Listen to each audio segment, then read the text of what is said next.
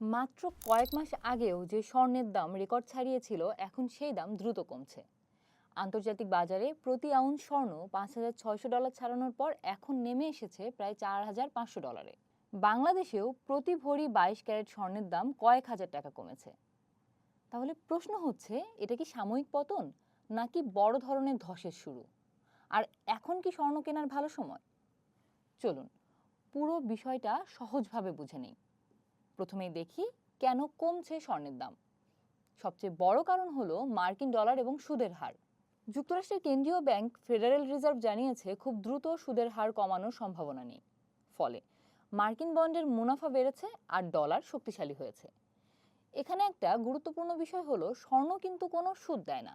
তাই যখন ব্যাংক বা বন্ডে বেশি রিটার্ন পাওয়া যায়, তখন অনেক বিনিয়োগকারী স্বর্ণ বিক্রি করে অন্য খানে চলে যায়।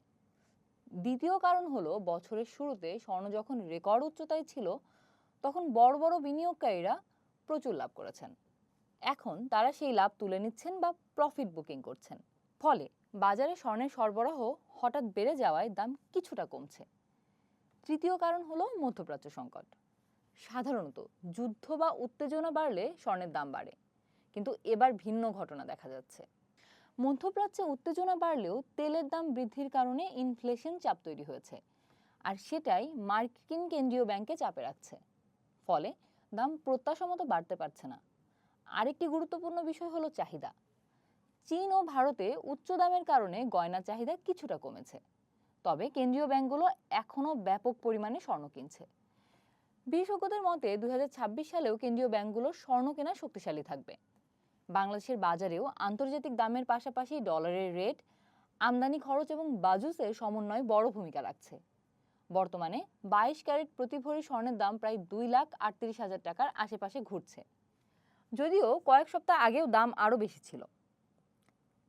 এখন সবচেয়ে গুরুত্বপূর্ণ প্রশ্ন, সামনে কি হতে পারে? যদি মার্কিন অর্থনীতি আরও শক্তিশালী হয় এবং ডলারের দাম বাড়তেই থাকে, তবে স্বর্ণের দাম আরও 5 থেকে 20% পর্যন্ত কমতে পারে।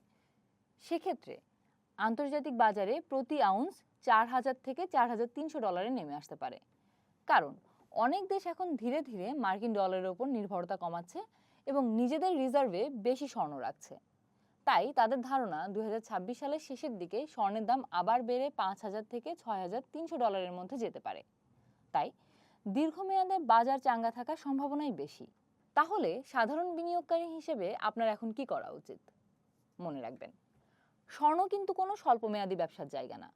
এটি আপনার পোর্টফোলিওকে সুরক্ষিত রাখার একটি দীর্ঘমেয়াদী মাধ্যম। বর্তমান এই পতনকে অনেক বিশেষজ্ঞ কেনার সুবর্ণ সুযোগ হিসেবে দেখছেন। তবে একবারে সব টাকা খাটিয়ে বাজারের টাইমিং মেলানোর চেষ্টা না করে অল্প অল্প করে কেনা বা ধৈর্য ধরে অপেক্ষা করা বুদ্ধিমানের কাজ হবে।